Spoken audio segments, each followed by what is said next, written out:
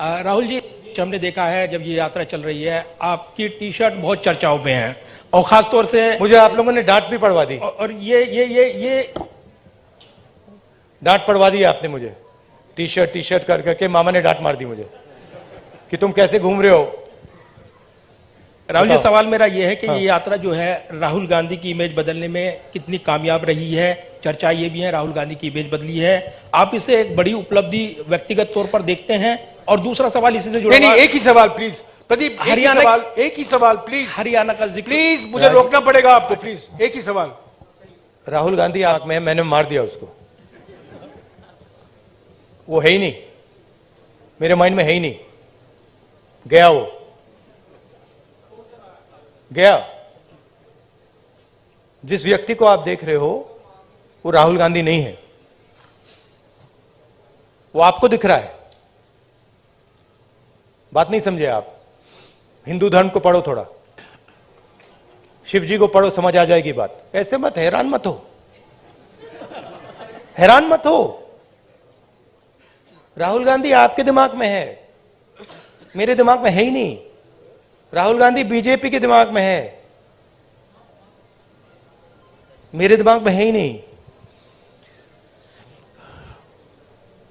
इतना मतलब हैरान क्यों लग रहे हो आप?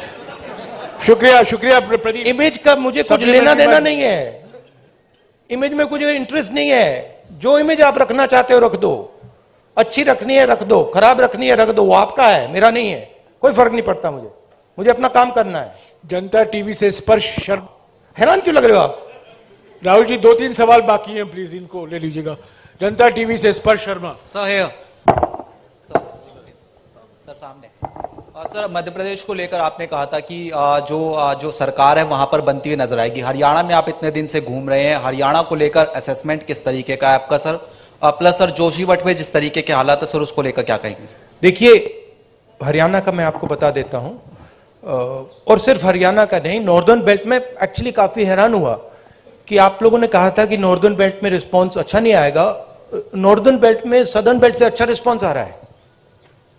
यूपी में आपने देखा, पता नहीं देखा या नहीं, यूपी में, मध्य प्रदेश में, राजस्थान में और हरियाणा में ट्रेमेंडस रिस्पांस है, बहुत अच्छा रिस्पांस है। तो यहां पॉजिटिव ही होगा, कांग्रेस पार्टी की सरकार आएगी विदाउट डाउट। मगर मेरे लिए वो ज्यादा इंपॉर्टेंट नहीं है, फ्रैंकली मैं आपको बताऊं। चाहे वो मध्य प्रदेश की बात हो या हरियाणा की बात हो, मुझे इंटरेस्ट इस बात में है कि कांग्रेस पार्टी की कैसी सरकार आएगी। और मैं उस बात को गारंटी करना चाहता हूं कि कांग्रेस पार्टी की सरकार हरियाणा में आए, मध्य प्रदेश में आए, तो वो किसानों की सरकार हो, रिस्पेक्ट की सरकार हो, सब लोगों को सुनने की सरकार हो। मुझे उसमें इंटरेस्ट है, क्योंकि आप सवाल को गलत जगह रोक देते हो। सरकार किसकी आएगी? नहीं, सरकार आने के बाद वो सरकार 5 साल क्या करेगी, उसमें इंटरेस्ट है मुझे। सर, मैं आपसे ये सवाल पूछना चाहूँ कि आप लगातार कह रहे हैं कि डर का माहौल है, नफरत फैल रही है, डर का माहौल है। आपकी सरकार छत्तीसगढ़ में है, वहां पर सोनी सोरी जो कि इंटरनेशनल ह्यूमन राइट एक्टिविस्ट मानी जाती हैं, उनके घर की बिजली काट दी गई है, वो अंधेरे में रह रही हैं। अभी कुछ दिन पहले वहां पर एक 19 साल के आदिवासी लड़के का छत्तीसगढ़ पुलिस एनकाउंटर करती है। तो डर का माहौल भी आपको दिख रहा है? और क्योंकि इस यात्रा से आप कह रहे हैं कि सिविल सोसाइटी, पत्रकार, वकील, जो भी सेक्शन डरा हुआ है, उसके आप दिल की, उसकी मन की उसको डर को आप कम करना चाहते हैं। तो सोनी सोरी जो कि इंटरनेशनल एक्टिविस्ट हैं, वो डर में वहां अंधेरे में बैठी हुई हैं, तो वहां आपकी सरकार है। बाकी अगर आपकी सरकार सेंटर में आ गई तो फिर वही जो छत्तीसगढ़ मेरा, क्या वही होगा? नहीं, सबसे पहली बात यह है, देखने की बात है कि ये जो आपने मेरे सामने सवाल रखा है, ये आप नरेंद्र मोदी जी के सामने रख सकते हैं क्या? सबसे पहली बात ये है। कहां रखे हैं आपने? नहीं, कवरेज एक व्यक्ति के सामने सवाल रखना और कवरेज करना में बहुत फर्क होता है। प्रधानमंत्री जी ने ऐसे कितने प्रेस कॉन्फ्रेंस किए हैं जहां पे कोई भी पत्रकार उनसे ऐसा सवाल पूछे। सबसे पहली बात यह है। ठीक है। दूसरी बात यह है कि मैं कह रहा हूं कि देश की जनता को बांटकर उनमें नफरत फैलाई जा रही है। हिंदू मुस्लिम अलग अलग जात के लोगों को लड़ाया जा रहा है। क्या कांग्रेस पार्टी ये करती है? कांग्रेस पार्टी ने कभी कहा है कि एक जात के व्यक्ति को दूसरे जात के व्यक्ति की हत्या करनी चाहिए? कांग्रेस पार्टी ने कभी कहा है कि एक धर्म को दूसरे धर्म से लड़ाया जाना चाहिए? कभी नहीं कहा है, हिस्ट्री में कभी नहीं कहा है। तो दूसरी बात यह है। तीसरी बात यह है कि जो वहां पे डर का माहौल है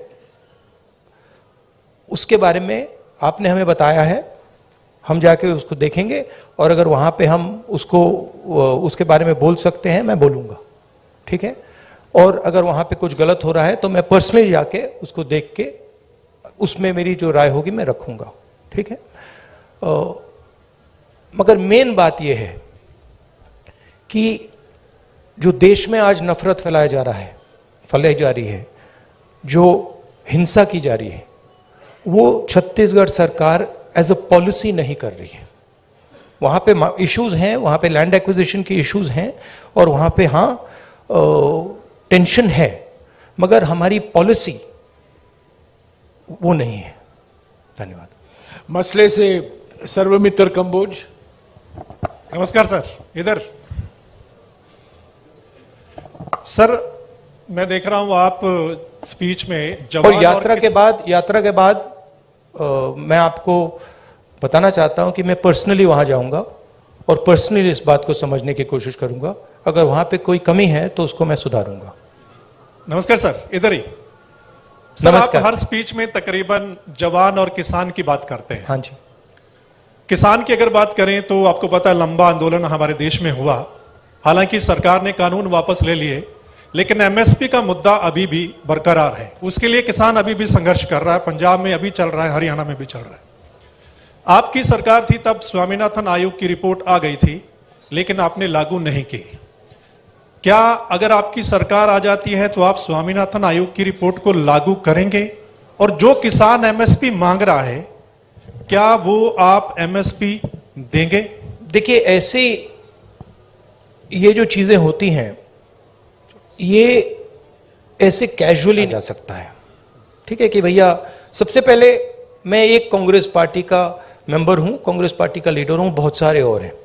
तो अगर हम इस बात को सीरियसली कहना चाहते हैं तो ये डिस्कशन हम अपनी मैनिफेस्टो कमिटीज में करते हैं और उसको सीरियसली असेस करते हैं जी। उसके फाइनेंशियल इंप्लीकेशंस असेस करते हैं, उसके दूसरे इंप्लीकेशंस असेस करते हैं और फिर उस पर निर्णय लेते हैं जी। मैं यहां कह सकता हूं हां करेंगे ना करेंगे, उसका कोई मतलब नहीं है।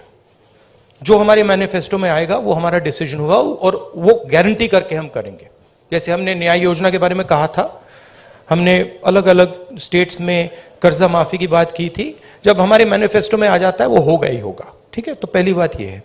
दूसरी बात ये है कि हम एक्सेप्ट करते हैं कि जो किसान है उसको चारों ओर से घेरा जा रहा है, उसको डायरेक्टली मारा जा रहा है। फ्यूल प्राइसेस से लेकर डायरेक्ट डीजल पेट्रोल के प्राइस से डायरेक्ट मारा जा रहा है, उसको इनडायरेक्टली मारा जा रहा है। बीमा का वो पैसा देता है, तूफान आता है, आंधी आती है, उसको पैसा नहीं मिलता। उसको डायरेक्टली खाद के प्राइसेस से मारा जा रहा है। तो हम एक बात एक्सेप्ट करते हैं कि जो हमारे देश की जो रीढ़ की हड्डी है, जो रीढ़ की हड्डी प्रोडक्शन करता है, जो हमें भोजन देता है, उस पर आक्रमण हो रहा है। वो जो 3 किसान की काले कानून थे, वो कानून नहीं थे, वो किसान को मारने के हथियार थे। जैसे डिमोनेटाइजेशन और गलत जीएसटी छोटे व्यापारियों को मारने के हथियार हैं, वो पॉलिसीज नहीं है, ठीक है? तो हम समझते हैं कि उनको प्रोटेक्शन की जरूरत है। और एक और बात, एक्सपोर्ट पॉलिसी भी उनको मारने का, उनसे चोरी करने का एक तरीका है, ठीक है? तो हम जानते हैं कि किसान पर आक्रमण हो रहा है और मैं आपको एक बात की गारंटी दे दूंगा कि कोई भी कांग्रेस पार्टी की सरकार आएगी, वो आक्रमण बंद होगा किसान की रक्षा होगी, उसकी प्रोटेक्शन होगी, और अगर हम अरबपतियों का लाखों करोड़ रुपए कर्जा माफ कर सकते हैं तो हम किसानों की भी मदद कर सकते हैं। यह मैं आपको गारंटी करके दे सकता हूं। एमएसपी बहुत जरूरी मुद्दा है, उस पर हम चर्चा करेंगे, इंटरनल डिस्कशन करेंगे और उस पर हम निर्णय लेंगे। मगर मैं ऐसे प्रेस कॉन्फ्रेंस में इन चीजों के बारे में फ्लिपेंटली नहीं बोल सकता। मैं सीरियस आदमी हूं, मैं अगर मेरे मुंह से कुछ निकलता है तो क्रेडिबली निकलना चाहिए, सच्चाई निकलना चाहिए। नहीं, सप्लीमेंट्री नहीं, एक सेकंड, जवान की बात करता हूं। जवान की बेरोजगारी की बात बहुत ज्यादा, जिस स्टेट में आप बैठे हैं आंकड़ों के हिसाब से टॉप पर है। सप्लीमेंट्री प्लीज, टॉप पर। नो सप्लीमेंट्री सप्लीमेंट्री नहीं। जवान के बारे में मैं आपको बताता जी, हूं। एक सेकंड सर, आप कहते हैं कि कोई इंजीनियरिंग में जा रहा है, कोई मेडिकल करता है, आईएएस करना चाहते हैं, लेकिन जॉब्स नहीं है, यानी कि उनको पता नहीं कितनी जॉब्स हैं। तो आपके पास क्या ऐसा रोड मैप है? हमारे देश में हर साल लाखों ग्रेजुएट निकलते हैं, पोस्ट ग्रेजुएट निकलते हैं, सरकारी और प्राइवेट नौकरी में ऐसा कौन सा रोड मैप होगा कि हम उनको सेट कर पाएं? देखिए, ये देश अपने युवाओं से झूठ बोल रहा है, ठीक है? झूठ क्या है? मैं अब 3000 किलोमीटर चला हूं, युवाओं से मैं पूछता हूं, बच्चों से पूछता हूं क्या करना चाहते हो, 5 जवाब मिलते हैं। Engineer, doctor, lawyer, army, administration, ठीक है? और सारे के सारे, मतलब हजारों बच्चों ने मुझे ये 5 जवाब दिए हैं। रियलिटी ये है कि इनमें से 10% को, 15% को, ज्यादा से ज्यादा 10% भी मुश्किल है, 10% को इंजीनियर, डॉक्टर, लॉयर ये जॉब्स मिल जाएंगे, बाकी को नहीं मिलेंगे। तो इन सबके सपने टूटेंगे। मेरे पास एक बच्ची आई, कहती है मैं आईएएस में जाना चाहती हूं। मैंने कहा ठीक है बेटा, आईएएस में हर साल कितने लोग जाते हैं?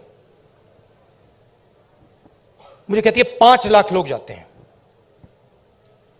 मैंने उससे कहा नहीं बेटा, 5 लाख लोग नहीं जाते हैं, 150 लोग जाते हैं। रोने लग गई। तो ये देश अपने बच्चों से, अपने भविष्य से झूठ बोल रहा है और ये इनका दिल तोड़ेगा। हर रोज इनका दिल टूटता है, इनके सपने टूटते हैं। क्यों टूटते हैं? क्योंकि जो लोग इस देश को रोजगार दे सकते हैं, उनकी हम मदद नहीं करते हैं, उनकी हम प्रोटेक्शन नहीं करते हैं, उनके स्ट्रक्चर के बारे में हम नहीं सोचते। रोजगार कहां से आएगा? रोजगार अगर आप सेकंड ग्रीन रेवोल्यूशन करोगे, एग्रीकल्चर को ट्रांसफॉर्म करोगे, फूड प्रोसेसिंग फैक्ट्रीज के जाल बिछाओगे, रोजगार वहां से आएगा। करोड़ों लोगों को रोजगार मिल सकता है और रिस्पेक्टेबल रोजगार मिल सकता है। दूसरी बात, जो स्मॉल और मीडियम इंडस्ट्रीज को डिस्ट्रॉय किया गया है, और कोई शब्द ही नहीं है, डिस्ट्रॉय किया गया है। जीएसटी, डिमोनेटाइजेशन और कोविड के समय जो किया, वो दूसरे लोग हैं जो रोजगार दे सकते हैं, करोड़ों लोगों को रोजगार दे सकते हैं। मैं आपसे सवाल पूछना चाहता हूं, आप मुझे वो नाम बता दीजिए जो छोटी कंपनी चलाता हो, स्मॉल और मीडियम साइज इंडस्ट्री चलाता हो, जो आज लाखों करोड़ का मालिक हो गया है। नाम बता दो मुझे। आप ये होंडा गाड़ी चलाते हैं, इसका मालिक मैकेनिक था। ये टोयोटा गाड़ी चलाते हैं, इसका मालिक मैकेनिक था। आप मुझे मैकेनिक का नाम दे दो जो इस देश में बड़ा उद्योगपति बन गया है, बताओ। नहीं है। तो जो रोजगार दे सकते हैं, जो सपने पूरे कर सकते हैं, उनकी हत्या हो रही है। तो रोड मैप क्या है? रोड मैप यह है कि जो स्मॉल और मीडियम इंडस्ट्री की बेस है हिंदुस्तान की, उसको प्रोटेक्ट करा जाए, उनको फाइनेंस दिया जाए, और ये जो छोटे छोटे बिजनेसेस हैं, इनको टेक्नोलॉजी के साथ ट्रांसफॉर्म करके इनमें से 5-10% को बड़े बिजनेसेस बना जाए। ये दूसरा रोड मैप है। तीसरा रोड मैप है कि हमारा जो शिक्षा का सिस्टम है, ये सिर्फ 5 चीजें सिखाने की कोशिश कर रहा है, मतलब 5 रास्ते दिखा रहा है। इस देश में लाखों रास्ते हैं, जिस दिन ये देश स्किल्स की रिस्पेक्ट करना शुरू कर जाए, उस दिन ये देश सच्चा सुपर पावर बन जाएगा। उस दिन तक ये सब खोखला है। इस देश में स्किल्स जो होती हैं, चाहे वो बढ़ई की हो, चाहे वो मैकेनिक की हो, किसी की भी हो, चाहे वो किसान की हो, उसकी कोई इज्जत नहीं करता है, उसका मजाक उड़ाते हैं, देखो ये क्या कर रहा है।